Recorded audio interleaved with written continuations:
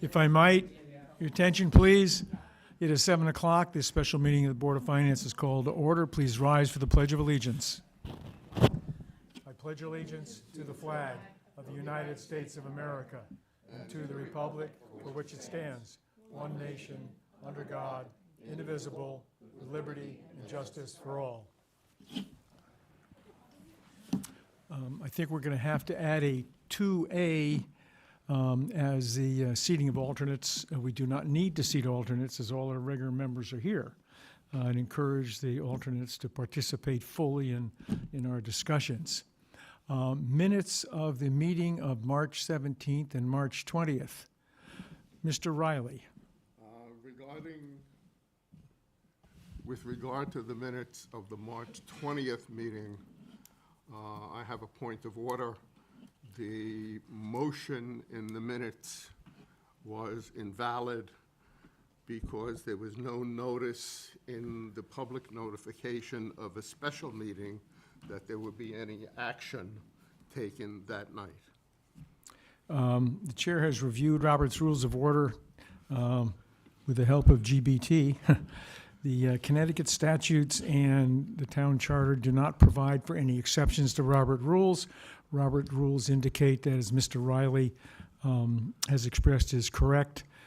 Because the motion was not published as an item on the agenda, it is out of order. The chair so declares, and the minutes of this meeting will so reflect. Yeah, and just to clarify on one thing, what the issue is about it being out of order is the state's Open Meetings Act specifically states that you may not add anything to the agenda of a special meeting. That's correct. Okay, subject to that, is there a motion to approve the minutes of the March 17th and March 20th meetings? So moved. Thank you, Mr. Riley. Is there a second? Second.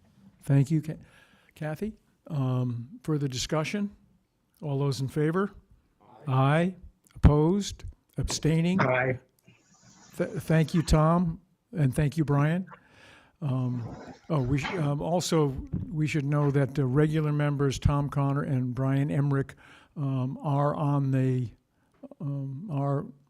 attending through cyberspace. And who is BR? That's Betsy. That's Betsy. She is both here and electronic. Back to the agenda. I think it's appropriate for public comment. It's not on the agenda, but I think that is standard. Is there any comments from the public? Hearing none, we will move on to consider an adoption of the proposed budget.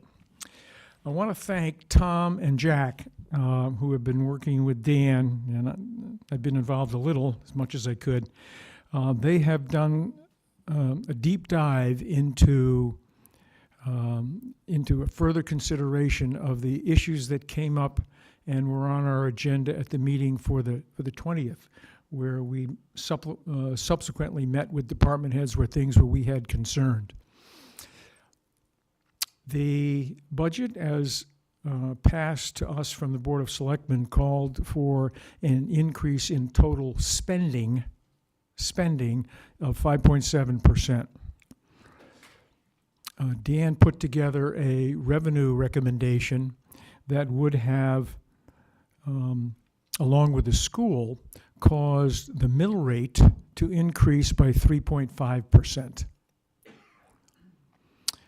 Given the details of that budget, the selectmen have given us right and proper things for consideration. But I think the Board of Finance, I've talked with several members on and off, all of you, I think, that is a bridge too far, a 5.7% increase in spending. While we were able to use one-time resources to reduce the mill rate, though the application of much of those one-time resources does not repeat, because they are by definition one-time resources. So we would, if we adopted the budget as it was, we would be incurring a embedded cost increase of 5.7%, for years to come, and not have the benefit next year or in years to come of the repeat of allocating one-time resources, higher interest rates from currently high interest rates on our invested funds, more than $1 million to be added from the unassigned general fund. That once that money is assigned, it's gone. Tom and Jack and myself, working with Dan, have put together a package of recommended changes to the Selectmen's budget, which the Board of Finance is going to act upon tonight, of a little over reductions in spending of over $600,000. And we'll get to the detailed listing of those in a second. As a result of these recommended changes, if we adopt them en masse, the total spending will go from a 5.7% increase to a 3.14% increase. And the mill rate, including the school as we currently understand it, would go from an increase of 3.5% to an increase of 2.58%. So that is the framework, I think, that the three of us and Dan want to bring to this board tonight. Bets, can we go to, let's go to that last budget page and the folks can see. If you look in the lower right-hand column, let me see, got this handy-dandy thing here. 3.54 is the total increase in spending for the town there and the school there. The town's municipal budget would go up 3.14%. School 3.7%, and total spending that gets into the mill rate 3.5%. Okay, I think, Tom, before we get into the details, you want to make any comments about this? No, nothing in particular, but I mean, the main thing I think is that, besides the one-time spending aspect of that you talked, the one-time offsets, that we don't want to embed things into the budget that are going to go up consistently with inflation. Like a lot of the insurance costs and things like that are tied very closely to, again, how many employees we have, other kinds of things like that, if we put them in the budget this year, the cost is just going to endure with us next year, right? And so I think that was part of the eye of some of the things we did, was not only trying to point out the fact that you did it, that we offset a lot this year with one-off things, but also not put things into the budget we know would drive with inflation so much. Thanks, Tom. Jack, anything special? We'll go through the. To add to your remarks, some of the items are the result of continuing work to reduce costs in the budget, specifically healthcare. Some are items that came up in our meeting on the 20th. Some are specific items that I think attack wants rather than needs, and we trim them back to the needs of the town, what benefits the taxpayers over the next year and looking forward. And some of the costs are, I think, a feeling that we all share in this, and so there's a small cost reduction expected on the part of all departments to reflect everybody's in the boat rowing together kind of thinking. Thank you. Bets, could you bring up the list for us? What I'd like to do now, we're going to show you the list of things. We're going to talk about each item briefly. and then we will have an open discussion. The first Southbury Celebration has agreed to reduce their budget request by $8,000.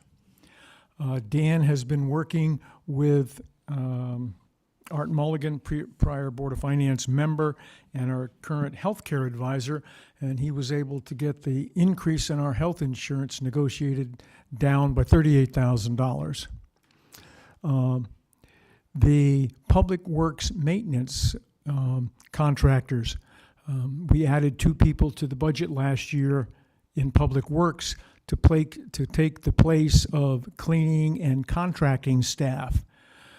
Because of something that happened on August 18th, the folks over there haven't been able to spend a lot of time reducing our outside maintenance contract work.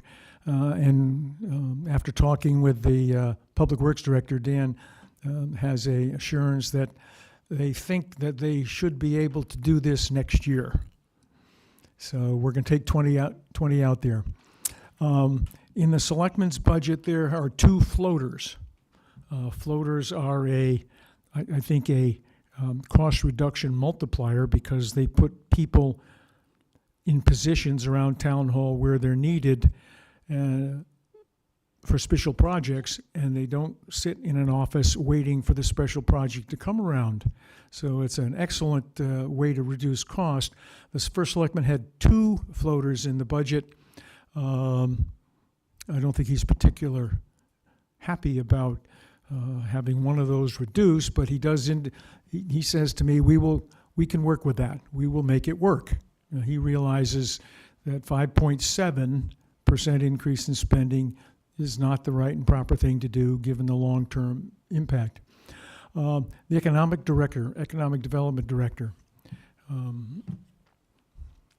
the changes in the grand list over the last 5 years in commercial property have been virtually none in both relative dollars and in number of commercial properties added to the grand list. This was an experiment from 5 years ago for a full-time director. We gave it a shot. For whatever reason, it hasn't worked. While we do need support with cultural arts and visibility for the town, we think we can do this for 2 5-hour days a week. We're not eliminating the position because we do need a nod to this, but the way we've done it hasn't worked, so we're not going to fund the position as it was in the past.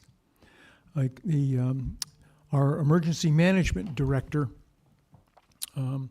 will be transferred as the working supervisor and dispatcher for the police department to satisfy their need for changing 2 part-timers to a full-timer. And we will still have his skill and experience when emergencies arise.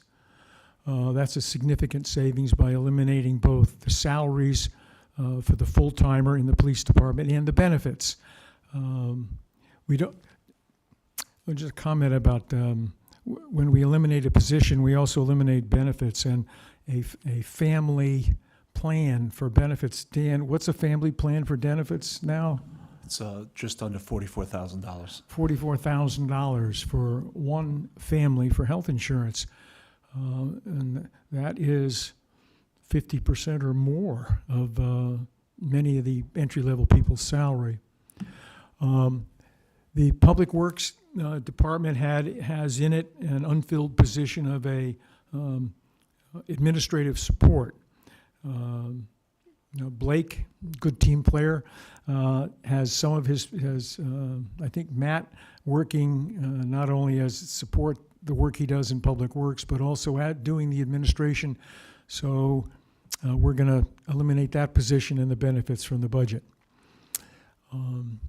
Number 6, when Dan constructs the budget, history has shown us that for one reason or another, usually a part-timer becomes a full-timer or a full-timer is added to the budget.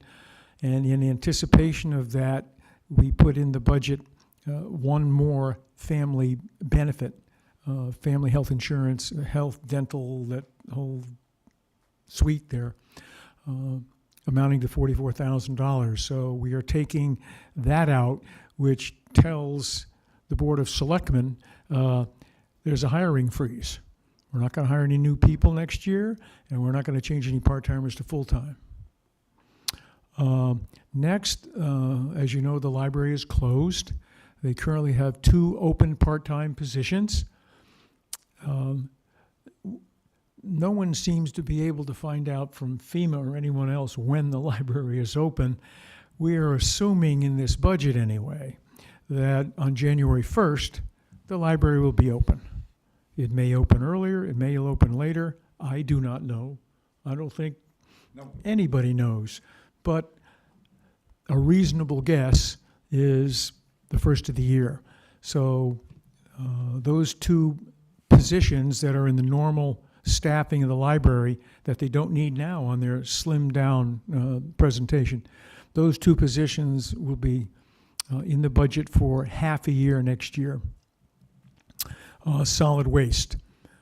The solid waste tonnage presented to our committee was based on an increase of 5%. A deeper dive into that number indicated that, I'm afraid there wasn't sufficient statistical evidence indicating that there would be a 5% increase in the tonnage, either by trend or average or for whatever reason. So therefore, we reduced the tonnage from, I think it was 27.2 to 2,500, was it, Dan? 2,500 tons, something like that, at $93 a ton. That's $18,000. And lastly, before we get to number 10, number 9, salt and sand. The town budgets for 20 storms a year. That's a historical average. Well, 2-3 years ago it was a historical average. I don't know what it is today. Do we know yet? 14 so far this year events. 14 so far. So it looks like this year we're probably not going to have the full 20. We have a reserve for salt, sand, and overtime for storms that we put in place, 10 years ago after we had 25 storms one year and we had no money and it was a scramble to make things work. So we have this reserve that Dan reminds us has been sitting there waiting for those excess storms to happen. Rather than fold the totality of that reserve into next year's budget, because that reserve won't be there next year if we use it all this year. It's a recurring theme we have here. We decided to reduce the tonnage and take $23,000 out of the reserve if we have the 20 full storms, and the nature of those storms requires that we use what we'd normally budget. So we're still anticipating 20 storms, but we're going to fund them if they happen, 1 or 2 of them, out of the reserve. Last but not least, number 10, can you bring up the sheet? Dan has gone through all the other departments. Let's go down to the bottom and you can see it. There is a whole list of departments. The town budgets conservatively. That means we're going to have a modest surplus every year. This is the year when we need to say, okay, we can budget conservatively, but we're not going to have the same amount of planned surplus as we may have had under prior budgets. So Dan has suggested we take 2% out of a whole list of departments, the alphabet plus 2, what's that, 26? 26 departments, 2%, a total of $57,000. And history has shown that we should be able to support that. Now, Dan has gone into the budget, line item by line item, and replaced health insurance, social security, salaries, salt and sand, all the different line items. So buried in this budget, which we presented a few minutes ago, is the details which reduce this $628,000 in the gross spending, to get the gross spending from an increase, again, of 5.7% down to an increase of 3.14%. Jack, is that Just about want to it? add a little note. The 2% does not apply to certain departments that have been hit with significant line items in the first 9 actions, like Public Works with elimination of the administrative hire. We felt that it would be inappropriate to hit 'em Too again. much, gilding the lily, yes, just Yeah. too much. Thank you. Okay. It's time for questions and thoughts. Tom and Jack and I, and we're here. Does anyone want to make a comment? Now, if no one okay, yes. Okay, Kathy. My concern is with the economic developer position. Reducing it to 10 hours a week seems pretty extreme considering we have a flat economic development in the town. Maybe to reduce it to 20 or 15 hours instead of 10. I mean, 10 hours is like a volunteer amount of time. So, and I also think it's problematic to say that, you know, it's been 5 years, because the first 2 years we were in a worldwide pandemic, and I don't think that's fair to put that in as a judgment as to what the capability of that position is. I mean, I would say it's more like it's been 3 years to see Okay. a result. Okay. In looking at the data, let me remind everybody of the history of our current economic development position. The Economic Development Commission came to us maybe 7 or 8 years ago and said they wanted more support for economic development. And 5 years ago, we added a full-time position. Ron Pugliese, prior selectman here, and the Economic Development Director in Naugatuck, convinced the Board of Finance that this was something we should try to do. We asked the commission at the time, before they hired the director, give us some benchmarks. What should we be looking at? What are the standards by which we can determine whether or not we're doing what needs to be done?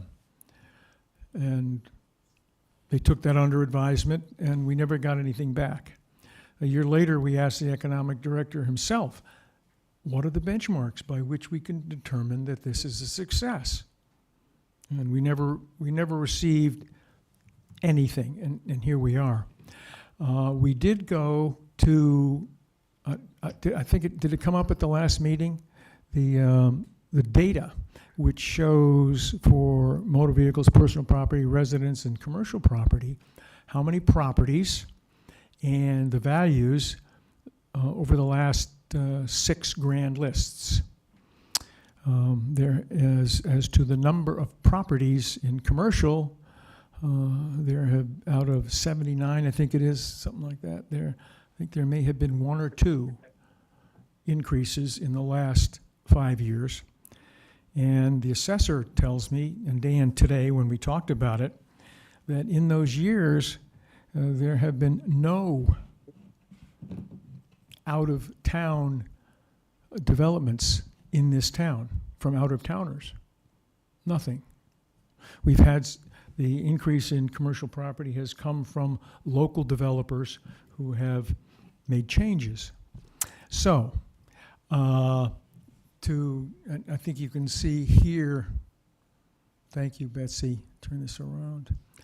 Here is in commercial property over the last 5 years, what is the change in the number of units in commercial property? Well, -2, minus 0.14%. Industrial property, minus 0.6%. And then personal property and motor vehicles, those are different animals. I don't think we should ask our economic development director to be responsible for those. So I think what Kathy brings an excellent point. We need something, but the model that we have been using with a full-time director is not working. It has not worked. We've asked for measures, and we get nothing. So, yes, how much less? You can't look up how much less. I recognize that. But for doing cultural arts things and something, whatever we've been doing has not worked. And I don't think we should be spending any money trying to continue it. Yes, I think it's Casey? also worth mentioning that there is an economic development committee, which is a huge advantage that a lot of these departments don't have. They have an entire team of volunteers that can probably do a lot of that work too, or work on it, at least. I mean, that makes sense to me. okay. Excuse me, Ann, you wanted to make a comment? From Sure. I was the chair at the time. She's gonna get you a mic. You get a mic, then you can be recorded and it'll all be official. No, okay. If I may, I was the chair at the time when we came up with the proposal to create the Economic Development Director position as a commission. Obviously, everyone is volunteers. We thought it'd be a good idea to have an Economic Development Director. The position came up as a 18 to 24-hour position when it first was put toward the Board of Finance and the Board of Selectmen. And as Chairman Michaels said, then it was said maybe it should be a full-time position. So originally it was created as a part-time position because we didn't know there's not a lot of brownstones in our town, and we had thought a part-time would be better than a full-time. And then it came to fruition that we did hire a full-time person. So I just wanted everyone to know a backstory on that. Thank you. You know, Any other comments? Jack? Kind of a point of order. Sure. Would it be worthwhile having a motion on the floor before all of the discussion? And then if there are amendments that people would like to make, we can make amendments to the motion? That is certainly one way we could do it. We haven't done that way in the past, but that is the proper way according to Mr. Roberts. Yes, so let's do that. For purpose of discussion, Chair will entertain a motion to recommend to the town a municipal budget of, and you want to get the number off the spreadsheet there? Let's see, the number is, was that $24,426,644? Is there such a motion? Is that the right? moved. Is there a second? Second. Okay, motion made and second. Now we'll continue under discussion and Now we'll discussion, take them and we can one at a make time. amendments. Yes, that is correct. Can I just say something, Economic Development Director? I mean, I pushed, and I was one of the people that pushed for it, but up front, when hiring this person or creating the full-time position, we emphasized that as the assessor had pointed out when the assessor made and met with us, that there is little property involved in town that is currently eligible for commercial development.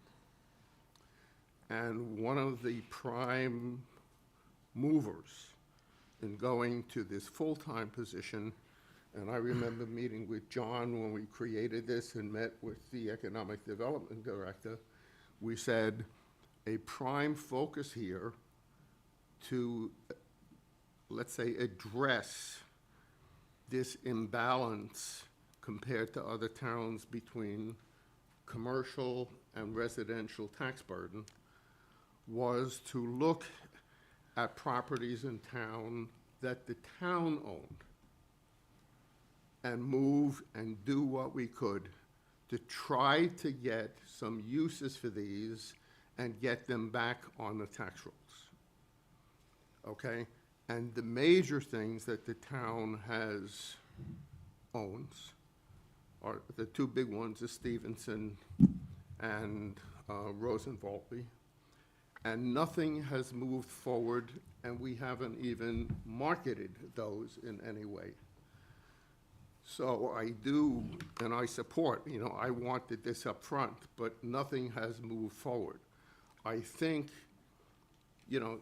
away from the budget, the Economic Development Commission or committee, whatever we have, can start to look at this and begin to work with the zoning people and other people to say, what do we have to do and where do we go?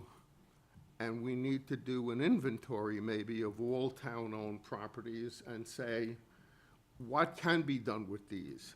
Is there a market for them? Okay? Because right now, many of them are just sitting fallow. They're sitting there. And I agree with John. It was an experiment. We tried it. We emphasized a couple times at annual meetings that this was a major economic development goal of the town, and nothing has moved forward on this. Are there any other comments on any other of the items in this list at all from anybody? For, against, whatever. Steve, please. Yeah, I'm not sure, comment, question, maybe all of the above. I guess I'm just, again, curious with this reduction for the economic development director to 10 hours a week, which, I mean, essentially is part-time, might be calling it generous. All of the duties or things that the current economic development director is doing, the duties that he is expected to do, he or she, whoever would be filling that position, even things that perhaps we think the current economic development director isn't doing, but we expect that person to do, they will be done by the Economic Development Commission going forward. I guess my question is, reducing it in such a manner, what is the plan going forward for all of the things that either are being done currently or that we want to be done going forward if we only have somebody in there for 10 hours a week? I don't mean to finesse the question. I truly don't. I'll get to it. But whatever we have done in the past has not worked. And I think as a Board of Finance, we can't support it going forward. And that's what this says. If the Board of Selectmen and the Economic Development Commission come up with something other than a hope and a prayer, something, there is a contingency account. There is a general fund out of which we could take some money to prime a pump. So we are not without resources to do something, but we would need, I would submit that the Board of Finance needs a much better plan than we're going to do what we used to do, period. We still have a day and a half, 2 5-hour days for someone part-time to work with cultural arts, to work with ribbon cuttings, to do some stuff and to support the volunteers in the Economic Development Commission. I did talk to the first selectman about this. He reluctantly accepts and acknowledges that this is the state of affairs. He also realizes that it's probably the job of the administration to be the cheerleader for economic development. So I can't answer the question because I don't have any data to support it. All I know is No, that I mean, you may have right there. I guess the implication, and again, if I'm wrong, somebody correct me, but to me, the implication then is a lot of those things that we are currently doing or that maybe we expected to be done but weren't being done or weren't being done properly, marketing of certain properties that we have, et cetera, that we're now expecting the office of the first selectman, along with the Economic Development Commission, to do that. Yes. Okay. Anything else, Jack? And if a strategy and an action plan develops that requires more than the 10 hours, then I think we as a finance board would be happy to entertain that discussion and fund it appropriately. But it's got to start with the plan and the commitment for commercial industrial development, which was the original goal.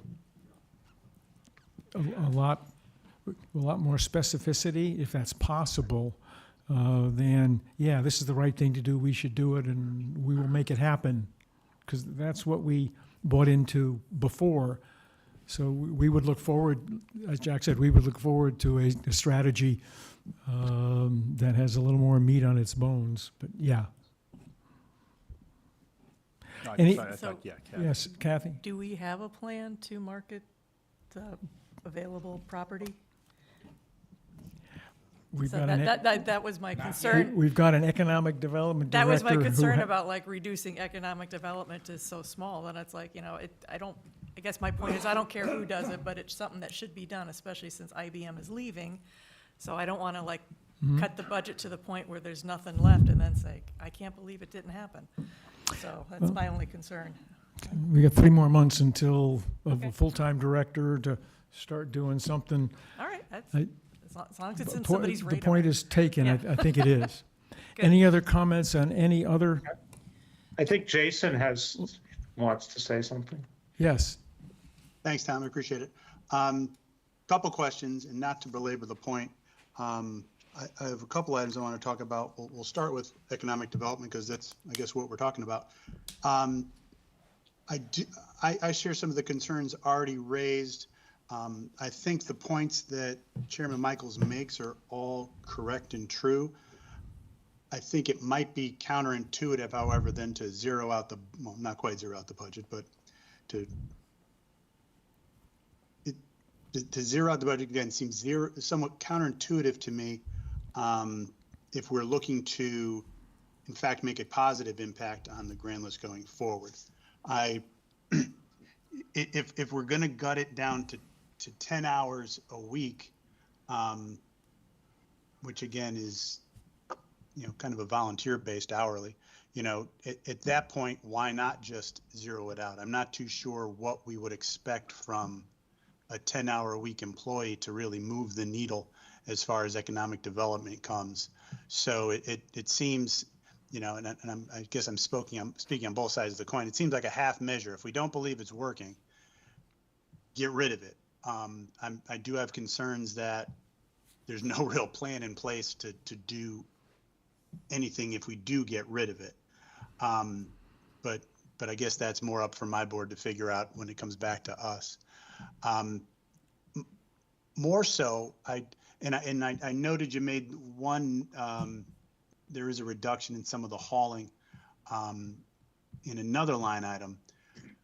I had shared a number of those concerns when it went through our set of meetings a few weeks ago that, it seems to me that the hauling number, as well as the recycling and the demolition hauling number, I think there's fat in all 3 of those numbers, and I think there's more than I can't see the screen right now, but of the 28 grand or whatever I think we saw in savings, I think there's more there because I would agree with Chairman Michaels here that there was very little data shown to,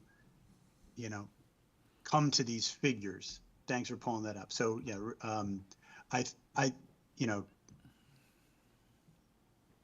I would argue there's probably closer, north of probably 50K in savings in those 3 lines, if not more, if, we were making these decisions purely based on, data-driven projections as opposed to, for lack of a better term, gut feelings. So those are my kind of 2 comments. I don't completely understand the economic development director position being cut if the goal is to improve economic development, and I think there's more money that can be found in those hauling lines. Jason, can I just respond to both of those issues? I'd a love little that. bit? Okay. I think they're a little bit different in kind in the following sense is that I guess I'm willing, I sort of agree with you about a little bit about the hauling, but I've talked a lot to Blake and I'm willing to give them the benefit of the doubt in terms of giving them a little bit more leeway there because, it's been a kind of, last year was hard to tell because of the, because of what was happening with the flood and it's kind of erratic. So there's kind of higher volatility there. And I think we cut it back a bit, but I want to give Blake a little bit more leeway there because it is kind of, we don't really have enough data to kind of have a good sense of things. And then going back to the economic development director, I think our frustration, and I really, I've worked the economic development director as kind of almost like a cultural development director, and he's done, I think, a really good job of that. But that's not his role, right? That's not the role as described. If we want to allocate, money to have for that kind of role, that's fine. I guess what's been frustrating to us in the Board of Finance about economic development director in that role is we've tried for multiple years to try to get the things moving that we're talking about, and they haven't happened, right? So I don't know. It's not like, oh, all of a sudden, oh, we know these things have to happen, and gee golly whiz, why are we doing this when we know these things have to happen? Well, we know these things have to happen. We've known them for many years, and so the frustration, I think, is the lack of movement on the things that we know, right? And no real explanation of why, right? And so it's sort of I think for me, it's sort of an economic shot across the bow about this stuff, right? I don't know if it's the economic development director. I don't know what's going on, why those things don't move. It might be that they don't move for other reasons, not related to the economic development director. But if we had very good explanations, I would feel much more comfortable, putting more money back into it, right? No, and I understand that, Tom. I really do. Should there be some kind of a different approach to the vision? Maybe, but I don't know if that's that sounds more like a policy or a personnel decision necessarily than a fiscal one. But to the point of, a shot across the bow, I just worry that we're shooting it across our own bow. It's us, so if we have concerns that the grand list isn't growing how we want it, I guess I just don't want to kind of cut our nose to spite our face to continue mixing metaphors. I completely agree with you, but I feel like shot across the bow maybe is the wrong terminology. Better terminology is we have to change something, okay? And if my feeling is if Board of Selectmen gives me a good idea about how to change that this is going to change next year, then I'm more in for putting more money towards it. But I don't, so far, I don't see anything like that. And that's fair. Then I guess on the second part of that topic, then I guess I then have almost as big as an issue with the 10-hour-a-week position. What, in all honesty, do we believe will come from that? Yeah, well, again, I'm open. I guess, I think what, the one part of what John said about this, right? And I agree, the part that you maybe wasn't as clear is that give us a better description and we have money we can put towards it. So if somehow you guys can come back with us, and figure out a way that we do more than 10 hours and here's what it's going to do, then we're all, I mean, at least I'm all in some ways. Okay. But it's the lack of the kind of lack of, of really clarity about where this, what this money is going to be used for exactly. And that's fine. So to the other point, and I think you made some good points on hauling. I don't have the numbers in front of me, but remember when I was doing the research a couple weeks ago, it seemed that there is a bit of a history that the projected number, we never really quite got there. There was usually, and I'm all for every department head coming in under budget. I would I would never have a problem with that. So if that's been the case, is it terrible to hold them to a tighter budget? And if we get into month 10 of the fiscal year and there were forces beyond our control we couldn't have foreseen, and they break that threshold, isn't that what the contingencies and such are for? That, we obviously wouldn't let garbage pile up in the streets. We would take care of it and get rid of it. And Dan and you guys have done a great job in putting this budget together over the years, where I think we could, overcome that burden if it came to us. But rather than come out of the gate with a budget that we may all, to a degree, believe is maybe a little bit high, is there not an argument to try to cut that back to a threshold we believe is right? And then, hey, if we end up being wrong and we need to find, 10 grand on the back end in a contingency, isn't there an argument to do it that way? Well, I agree with that. I agree with both those arguments. There's two things about it. One is, what I was saying before is, I don't really know what's right on this right now, because what's right has kind of a broad standard deviation because of what's happened the last couple of years. We don't have much of a clean years of data between the flood and between the change in commercial hauling. It's hard to have really clean data. So what's right is difficult to say. The second thing, though, which is, I think the second point, a point that we have brought up, say, with the about the phones and things, is that one of the problems, I think, in the town is that if you're off by too much on the low side, right, then we have to do big transfers, and big transfers sometimes, cause a certain amount of anxiety and pain above and beyond just the kind of moving the contingency funds, right? So so both those things lead us, I think, to sometimes be a little bit over, right? At least a little bit over. And the second thing is, in this case, I've been convinced by Blake, it's very hard to know what the right estimate is right now. And I personally would rather, with Blake, err a little bit on the high side. And I understand that. And this will be my last point. I know I'm dragging this on, and I do apologize.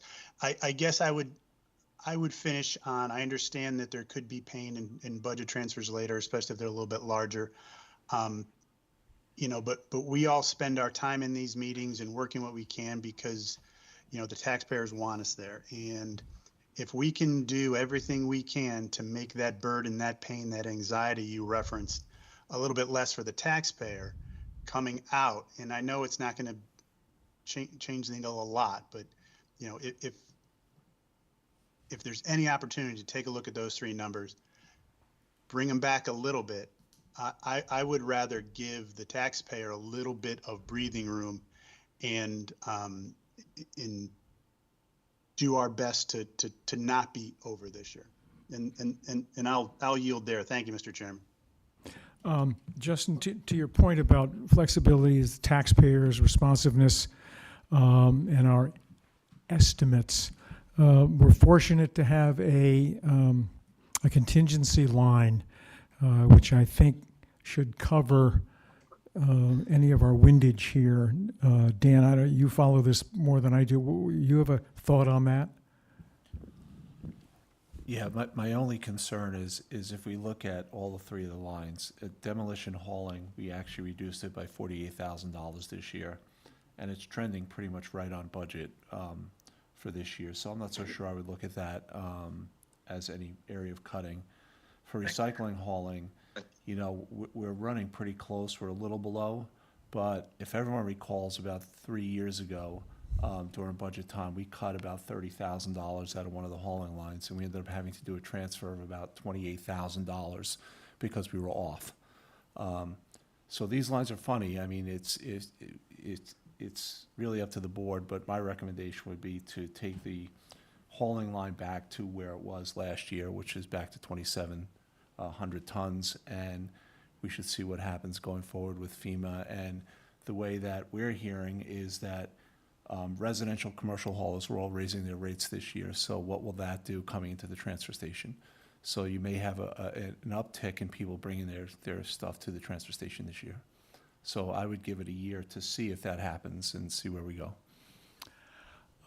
To Jack's point, he reminded us a few minutes ago that if a department had a significant reduction in 1 through 9, they were not included in 10.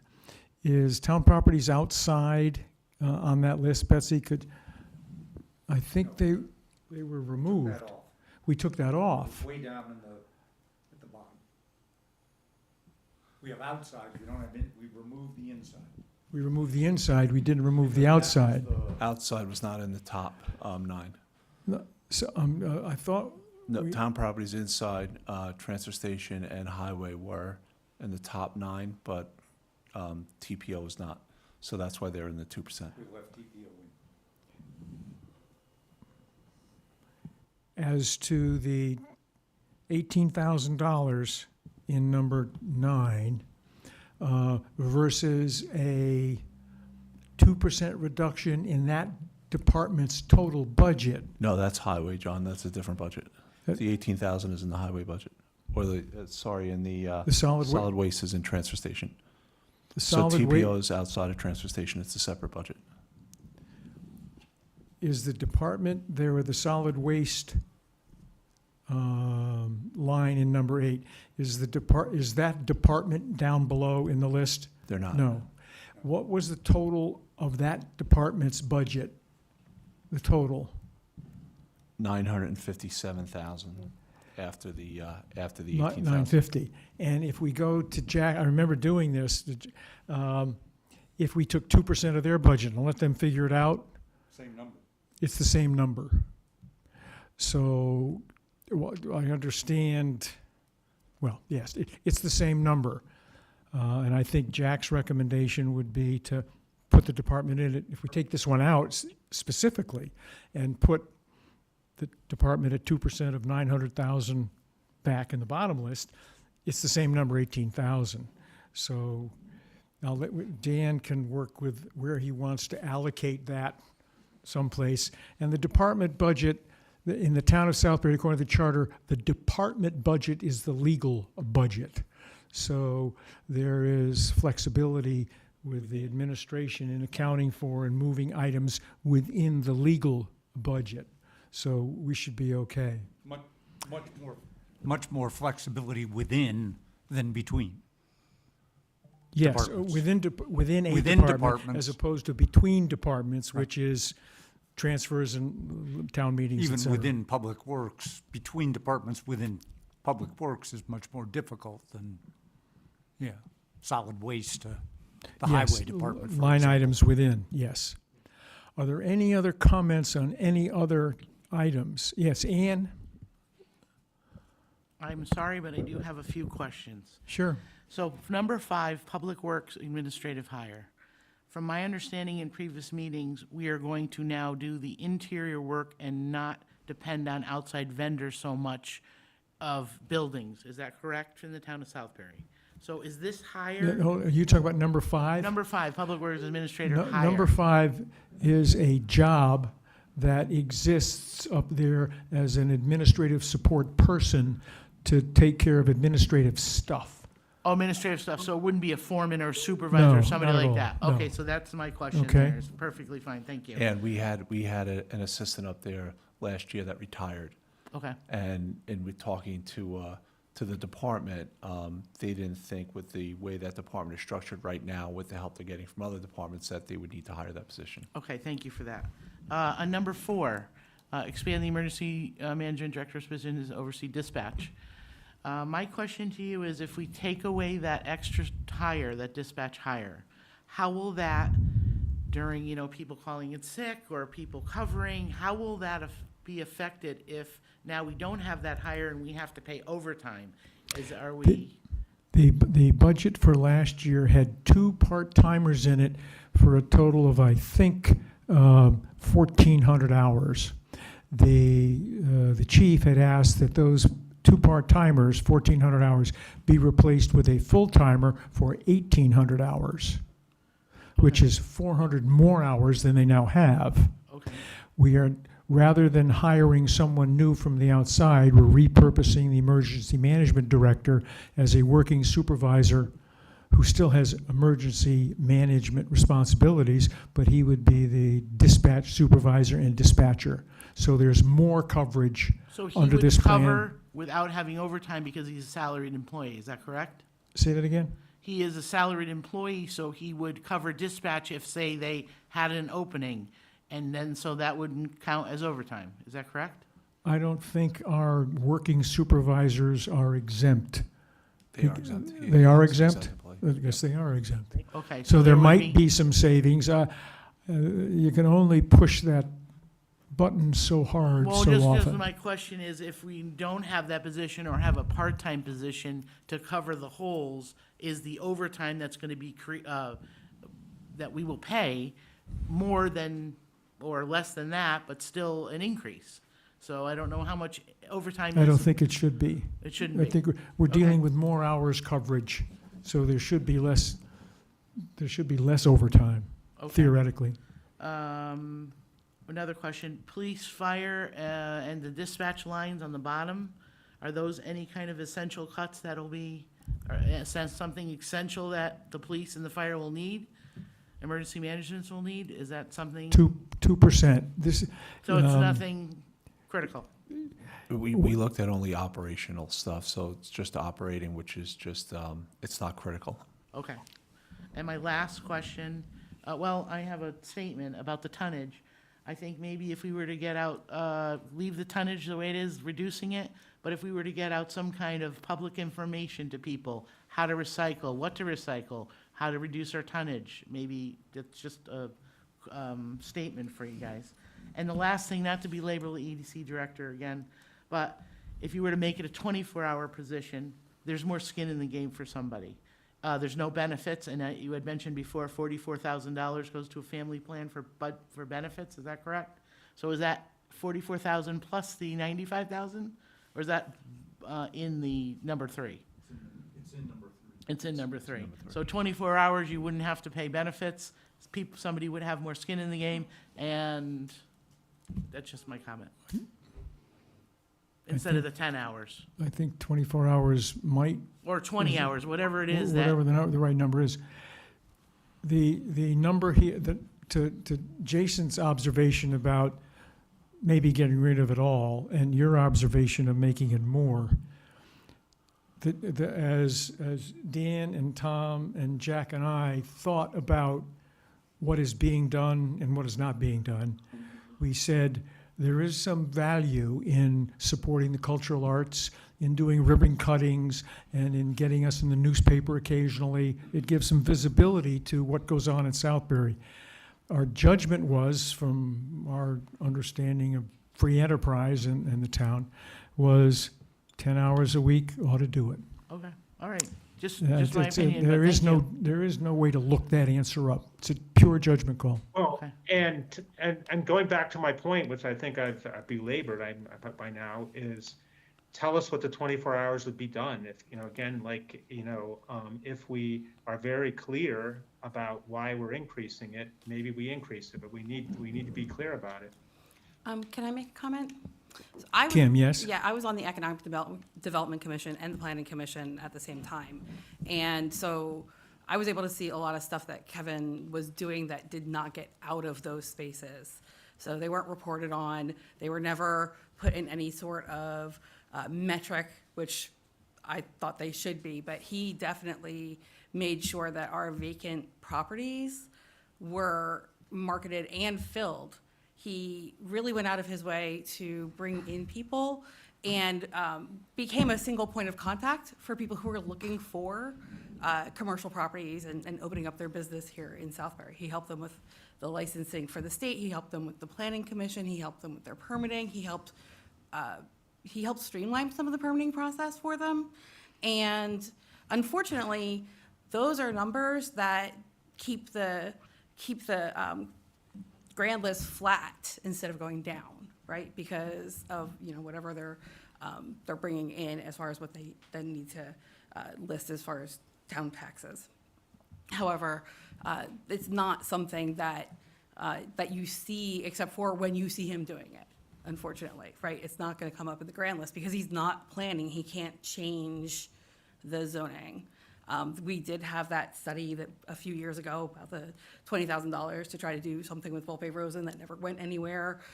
Our plan of conservation development also recommends looking at a study to do Volpe Rosen, and that was published in 2021, 2022, and that has not had anything done with it either. Now, whether or not that's, I don't know why that gets dropped kind of constantly.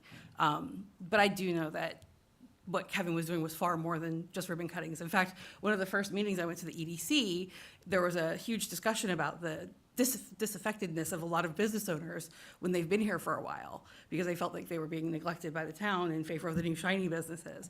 And Kevin was given the mission to help with that. And he did. He had the first year anniversary ribbon cuttings, and he was able to go out and make sure that our current business owners felt that they were being seen and paid attention to as far as what their needs were.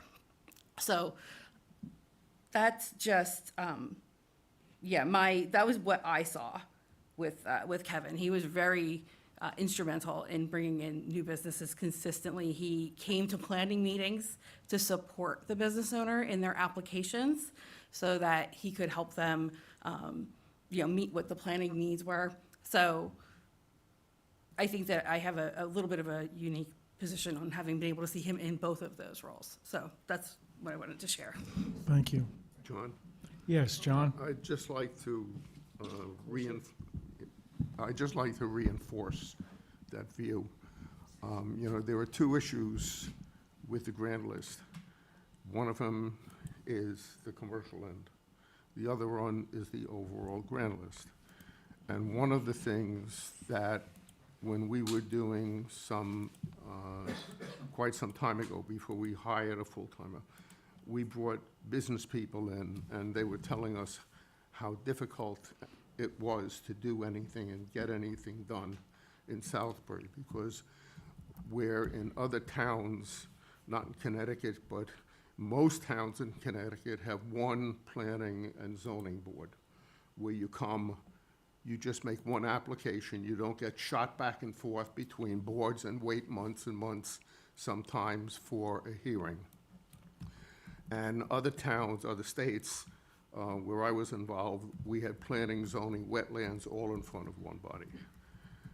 The interviews we did and we got from the public was that Southbury was very business unfriendly. And developers wouldn't even bother to come here and contact us because they knew exactly how much it was going to cost in extra and excess legal fees to go through all of these processes.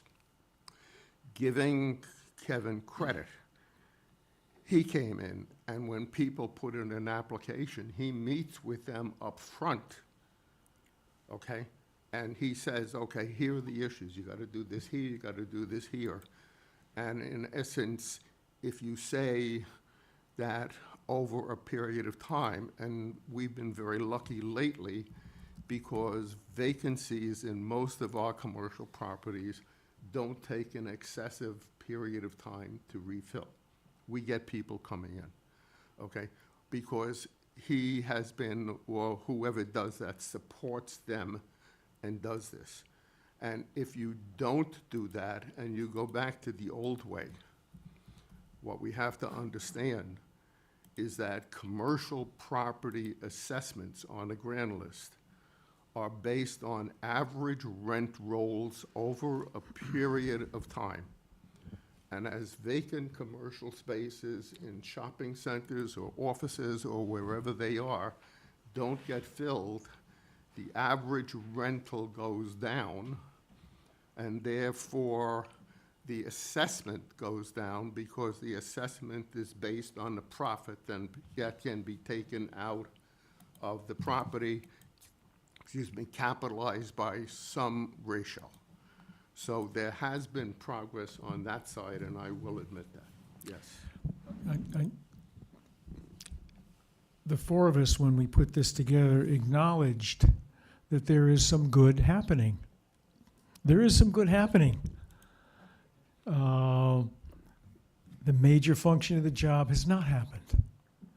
So I think our recommendation is until the Board of Selectmen and the Economic Development Commission can come up with a much stronger plan to fund a full-time position, we believe 10 hours should be able to continue to do some of the good work that he has done. You're not denying that at all. Okay. Maybe enough said on that particular. Any other line items here that anyone on the Board of Finance would like to speak to? If not, we have a motion on the, Are there any motions to amend? there have not been any. No one has made any. I guess I'll call the question. There's a motion on the table to recommend to the town a total budget of the amount that is recorded. All those in favor? Aye. Aye. Can I make a motion to amend the, 10 Not, hours? Am I too we're late in for the that? middle of this one, I'm afraid not. I'm afraid you're too late. All those opposed? Abstaining? The motion is carried. According to the agenda, this is a special meeting. There is nothing else that is proper to come before us, so we stand adjourned. Oh, yes, oh, hold on. There were the proper, that was the budget, okay? Now, Question. to the consideration and adoption, so we've agreed on a number. Now, there is a resolution that we need to pass on. This is the adoption of the budget. And we, for the referendum, yes. Shall the town of Southbury appropriate that amount of money, fiscal budget, and approve the special revenue funds appropriation for that fiscal year? Is there such a motion for that one? So moved. Mr. Kelly, is there a second? Thank you, Mr. Riley. Further discussion? All those approved? All those in favor? Aye. Aye. Aye. Opposed? Abstaining? Hearing none, the motion is unanimously passed. I think now we are appropriate to adjourn. Is that not correct, Dan? Thank That's you. correct. We stand adjourned. Thank you all very much, and a special thanks to Tom and Jack, who have spent quite a bit of time working on this. Okay, we are adjourned.